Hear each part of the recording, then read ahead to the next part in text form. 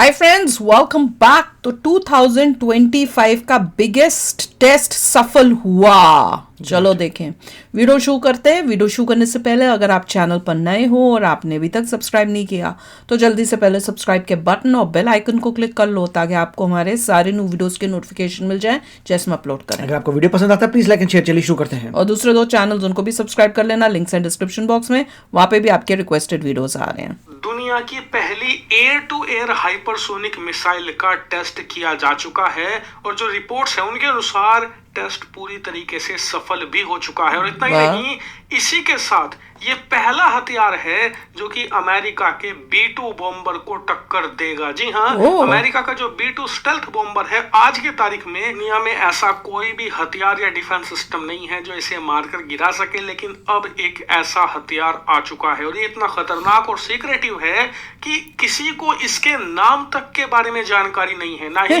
किसी को इसका कोड नेम पता है। लेकिन अब सरकारी तौर पर ऑफिशियली इस बात को एक्सेप्ट कर लिया गया है कि जी हाँ, हमने एक खुफिया हथियार तैयार किया है जो कि एक air to air hypersonic missile है और हमने हाल ही में इसका सफल टेस्ट किया है। और ये भी कह दिया गया है कुछ रिपोर्ट्स में तो कि ये फाइनल टेस्ट था, यानी कि आखिरी टेस्ट था और अब तो नाम भी बता दे होने को किसने किया है? लेकिन ये इंडिया ने है जिसने ये उपलब्धि हमने नहीं किया क्या? मैं तो बड़ी खुश हो रही हूँ। हथियार है और कितना खतरनाक चाइना ना, मैं आपको विस्तार से बताऊंगा। हम नहीं है। इस देश का नाम है चीन। जैसा कि आप स्क्रीन पर मैं इतना खुश हुई। चीन के ऑफिशियल्स ने इस बात को एक्सेप्ट कर लिया है कि वो एक air to air hypersonic missile पर काफी लंबे समय से काम कर रहे थे, जो ना सिर्फ बनकर तैयार हो चुकी है बल्कि फाइनल टेस्टिंग भी कर ली गई है। और ये फाइनल टेस्टिंग हुई है एक्सट्रीम मार्स मिशन टनल के अंदर, यानी कि अंडरग्राउंड इसकी टेस्टिंग करी गई है जो कि पूरी तरीके से सफल हुई। और इसी के साथ अब चीन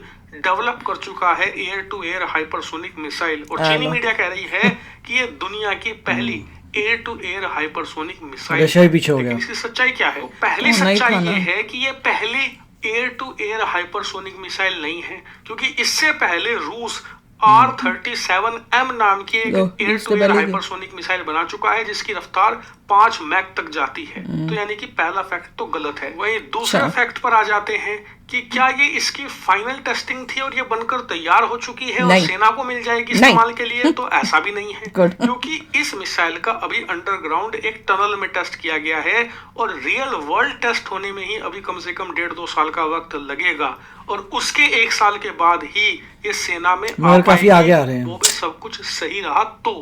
दूसरी बात, ये बात आप याद रखिएगा कि चीन का जब आखिरी बार किसी हाइपरसोनिक मिसाइल का टेस्ट हुआ था ना, तो वो अपने टारगेट से 40 किलोमीटर दूर जाकर गिरी थी। याद रखिए, वो एक ग्राउंड अटैक हाइपरसोनिक मिसाइल थी। और अगर आपको मिसाइलों के बारे में कुछ भी पता है ना, तो ये बात तो साधारण सी पता होगी कि दुनिया में जितनी भी मिसाइलें हैं, जितने भी टाइप की हैं, उनमें ग्राउंड अटैक मिसाइलें बनाने में सबसे आसान होती हैं, जो जमीन पर अटैक करती हैं। जो एयर टू एयर मिसाइलें होती हैं, यानी कि एक लड़ाकू विमान से लॉन्च करे और दुश्मन के लड़ाकू विमान पर जाकर लगे, ऐसी मिसाइल बनाना सबसे मुश्किल काम है। हाईली प्रिसीजन और बहुत ही हाई लेवल की इंजीनियरिंग चाहिए होती है, वो भी हर चीज परफेक्ट करनी होती है, तब जाकर एक air to air missile ready होती है। और यहाँ बात हो रही है hypersonic air to air missile की, यानी कि एक मिसाइल हाइपरसोनिक रफ्तार पर जा रही है, आवाज की रफ्तार से 5 गुना। आपको उस टारगेट पर उस मिसाइल को कंट्रोल इस लेवल तक करना है कि वो दुश्मन के एक लड़ाकू विमान या किसी बम वर्षक विमान पर जाकर लगे। ये बहुत ही ज्यादा मुश्किल टास्क है, इसीलिए अभी थोड़ा इंतजार कीजिए। ये हाइपरसोनिक मिसाइल बनाने में भी बहुत लंबा वक्त लगेगा। तीसरा एक फैक्ट आप ये भी जान लीजिए, ये चीन कह रहा है कि इस हाइपरसोनिक मिसाइल का निर्माण हमने इसलिए किया है ताकि अमेरिका के B2 स्टेल्थ बॉम्बर को मारकर गिरा सके। यहाँ तक कि कुछ मीडिया तो ये भी कह रही हैं कि ये B-21 रेडर, जो कि 6th जनरेशन का एक बम वर्षक विमान है, उसे मारकर गिराएगा। तो ऐसा होना असंभव है जब तक कि आप एक ऐसा रडार नहीं बनाते, क्योंकि आप खुद सोचिए, आप किसी भी नॉर्मल मिसाइल से भी इन बमवर्षक विमान को मारकर गिरा सकते हैं, क्योंकि ये लड़ाकू विमानों की तरह हवा में गोते नहीं लगा सकते, कलाबाजी करके मिसाइलों से बच नहीं सकते। ये एक नॉर्मल विमान की तरह ही उड़ते हैं और बम बरसाते हैं बस। फिर भी इन्हें मार गिराना असंभव क्यों माना जाता है? वो इसलिए क्योंकि ऐसा कोई रडार ही नहीं बना आज तक जो कि इन सुपर स्टेल्थ वॉर प्लेन्स को डिटेक्ट कर सके, पकड़ सके। और जब आपको पता ही नहीं होगा किस दिशा से कितने और किस प्रकार के बम वर्षक स्टेल्थ हथियार आ रहे हैं, तो आप उसे मारकर गिराओगे कैसे? आपका रडार तो फिर क्यों बोल रहे हैं उसको मारने के लिए कर रहे हैं? मिसाइल क्या कर लेगी? पहले रडार तो बना ले भाई। काम ये नहीं है कि एक ऐसा हथियार जो कि उस विमान से जाकर टकराए और उसे मारकर गिरा दे। मुश्किल काम है ऐसा रडार बनाना जो कि उन्हें पकड़ ले, पहले डिटेक्ट कर ले, उनकी लोकेशन पता कर ले। उसके बाद तो हाइपरसोनिक की जरूरत ही नहीं है, नॉर्मल प्रकार की जो मिसाइलें हैं वो भी काम कर लेंगे। गिरा लीजिए। अब आप कहोगे कि यार जब ये मिसाइल रेडी ही नहीं है तो ऐसी खबरें बाहर क्यों लाई जा रही हैं? तो इसका मकसद है मकसद दो। एक, दुनिया भर में ये खबरें फैलाना कि चीन टेक्निकल सुपीरियरिटी के मामले में दुनिया को पार कर चुका है। दूसरा, भारत अमेरिका दो देश इनके टारगेट पर रहते हैं, इनके मन में ये शंका घर कर देना कि चीन इनसे मिलिट्री के मामले में इतना आगे निकल रहा है कि ये दोनों देश कभी कैच ही नहीं कर पाएंगे। मैं तो इतनी खुश हुई कि हमने बनाया है यूएसए के टक्कर का फलाना ठमकाना, और हमने अभी बताया नहीं। तो मैं बोलने वाली थी कि जब इतना कुछ बता दिया है तो हमने नाम क्यों नहीं बताया? ये तो लॉजिक मुझे कुछ समझ नहीं आया कि भैया गवर्नमेंट वैसे बता दे। फिर जब चाइना का नाम, मैंने कहा ऐसा काम चाइना ही कर सकता है, क्यों हम लोग तो ऐसी बेतुकी बातें करेंगे नहीं। अगर हम बता रहे रिपोर्ट में कि भाई हमने ऐसे कुछ करा है, तुम फिर सारी इंफॉर्मेशन देंगे, कुछ दे के कुछ ना दे के हमें क्या फायदा हो रहा है? उस टाइप के हम है ही नहीं। तो यहाँ पे जैसी चाइना का नाम है, मैंने कहा बिल्कुल ये चाइना कर सकता है कि भैया थोड़ी सी अफवाह फैला दो कि हमने ऐसे फलाना टेस्ट कर दिया है, पर वैसे कुछ नहीं बताया कि भैया नाम क्या है, कुछ नहीं। तो अगर वो ही नहीं, नाम जो इतना इंपॉर्टेंट नहीं है, तुम दूसरी चीजें बताई जा रहे हो कि हमने हाइपरसोनिक बना लिया, फलाना बना लिया, यूएसए के टक्कर का बना लिया, तो फिर नाम भी बता दो, उसके और डिटेल्स भी बता दो। वो छुपाने का क्या फायदा है? देखिए, चाइना का बहुत बड़ा नाम हुआ था जो उन्होंने 6th जनरेशन का फाइटर पैनल लीक किया था, उसकी फोटोज लीक की थी। तो वो लोग बहुत मेहनत कर रहे हैं, आगे बढ़ रहे हैं। अगर उनके hypersonic air to air missiles आ गई हैं, ग्रेट। उनका हो सकता है वो भी टेक्नोलॉजी हो टू फाइंड आउट स्टेल्थ। कोई रिवील नहीं करेगा सब चीज़ों को। ये क्यों किया है फिर?